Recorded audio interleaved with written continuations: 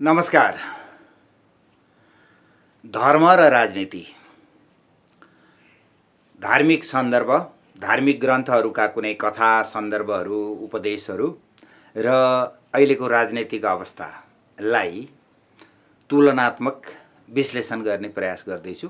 अस्ति बालेन र रविको शिशुपालको कथासँग 100वटा अपराधहरू जनताले माफ गर्ने, तर एउटा लिमिट क्रस गरिसकेपछि चाहिँ जनताले माफ गर्ने छैनन् भनेर योभन्दा अगाडि भने जस्तै यसपटक चाहिँ प्रियव्रत एक युवराज थिए। पुराणको कथा हो, श्रीमद् भागवत महापुराणको कथा। यिनी चाहिँ युवराज हुँदादेखि नै राजा हुने इच्छा थिएन उनलाई, किनभनेदेखि राजा हुने, परिवारमा बाँधिने, विभिन्न साम दाम दण्ड भेदहरू प्रयोग गर्ने, दुश्मन पहिचान गर्ने, त्योसँग लड्ने इत्यादि इत्यादि कुरासँग उनलाई रुचि थिएन। यो मोक्षको बाटो होइन भनेर उनलाई चाहिँ राजगद्दी सम्हाल्नु थिएन। तर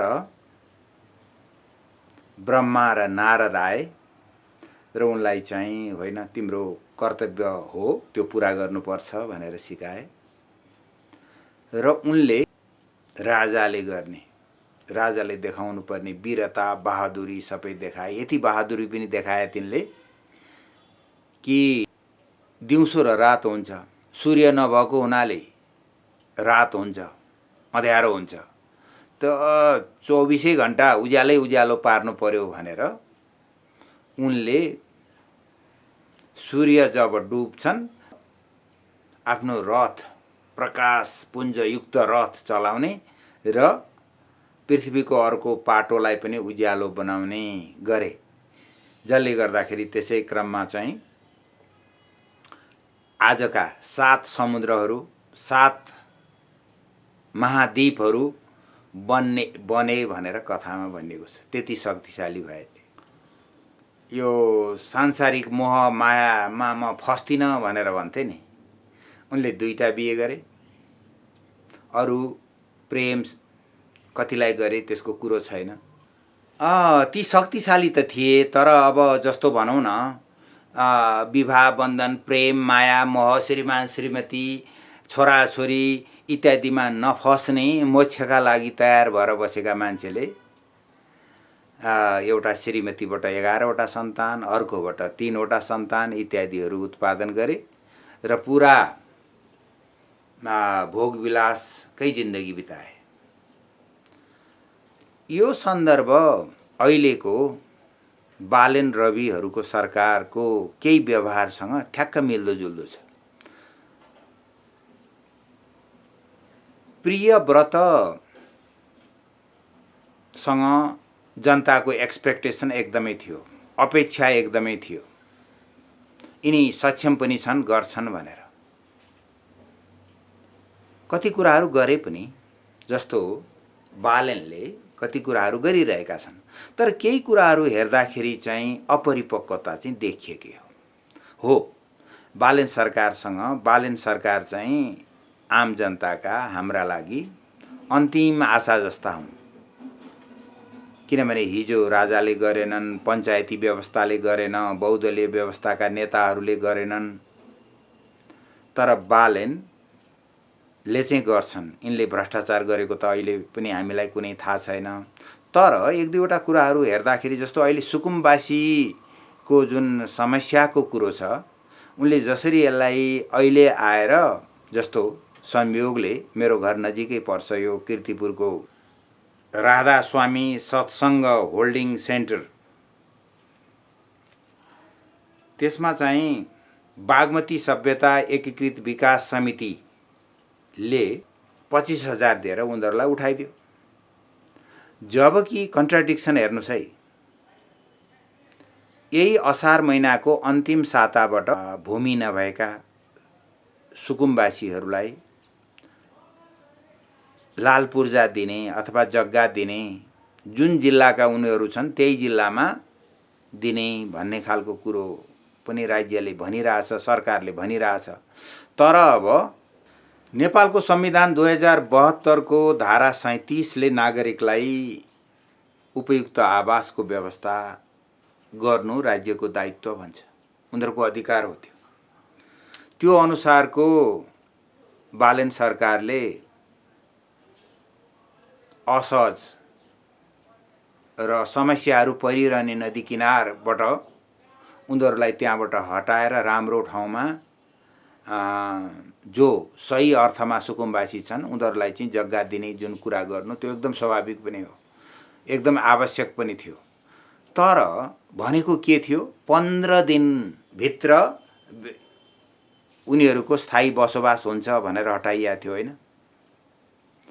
र ठिक छ, 15 दिनभित्रै व्यवस्था हुन्छ, 1 महिना व्यवस्था हुन्छ, ठिकै छ, झट्ट हेर्दा हो। तर कमिटमेन्ट किन गरे त 15 दिनमा सक्छु भनेर? र अहिले आएर असारको अन्तिम साता उनीहरूलाई जग्गा दिने रे, तर असारको दोस्रो साता आउँदाखेरि ल 25,000 ल्याऊ भनेर यो बागमती सभ्यता एकीकृत विकास समितिले उनीहरूलाई हटाइरहेछ। यो बडा विरोधाभासपूर्ण काम गरिरहेछ। यो भनेको प्रिय व्रतको जुन कथा छ, ठुल्ठुलो आश्वासन, ठुल्ठुलो सपना, ठुला ठुला अपेक्षाहरू बाँड्ने, तर मौका पाएपछि भोग गर्ने, भोगमै रमाउने जुन प्रिय व्रतको व्यवहार छ, शक्ति पनि छ। सूर्य सँगसँगै सूर्यको जस्तो तेज दिने शक्ति पनि छ, तर अपरिपक्वता चाहिँ देखियो धेरैवटा कुराहरूमा।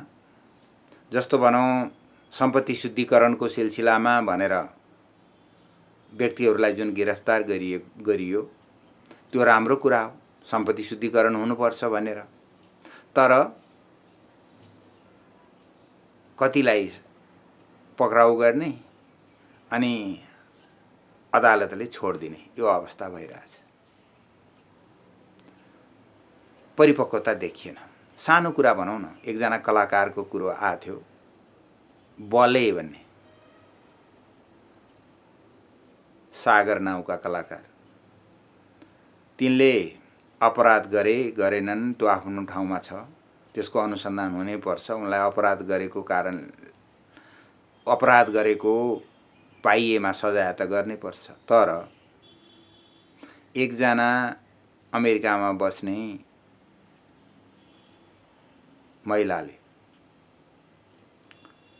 एउटा स्ट्याटस लेखेर उसले चाहिँ मलाई यहाँ आएर दुर्व्यवहार गर्यो भनेको सोसल मिडियाको स्ट्याटसका भरमा हतकडी लाएर जेलमा हाल्यो, थुनामा हाल्यो। जबकि यहाँ चाहिँ त्यस्तै खालको अपराध भयो म माथि भन्दै माइती घरमा अनसन बस्नेहरूलाई चाहिँ देखेन। भनेपछि यो टोटल रूप के देखियो भने अनुभवको कमी र एटिट्युड बढी भयो, घमण्ड बढी भयो। जे गर्दा पनि हुन्छ भनेर, मैले जे गर्दा पनि हुन्छ, जस्तो पहिरन लाए पनि हुन्छ, जसरी बोले पनि हुन्छ, नबोले पनि हुन्छ, राम्रो काम पनि गर्नु पर्यो र एउटा नीति सिद्धान्त प्रक्रियालाई पनि सम्मान गर्नु पर्यो। सबै नीति प्रक्रियाहरू जुन पुराना छन्, विगतका छन्, तिनीहरू सबै आपत्तिजनक त छैनन् नि। बडा दुःखले, बडा हामीले नै बनाएका नीति आचरणहरू हुन्। तिनीहरूलाई हो भ्रष्टाचार अनियमितता भएका हदसम्म तिनीहरूलाई त छोड्ने कुरै छैन। तर त्यसको पनि तरिका छ नि त। त्यो तरिका पुर्याएर काम गर्नु पर्यो र डबल स्ट्यान्डर्ड हुनु भएन। पुराणको कथा, प्रिय व्रतको कथा जस्तो हुनु भएन। हस् त, धन्यवाद।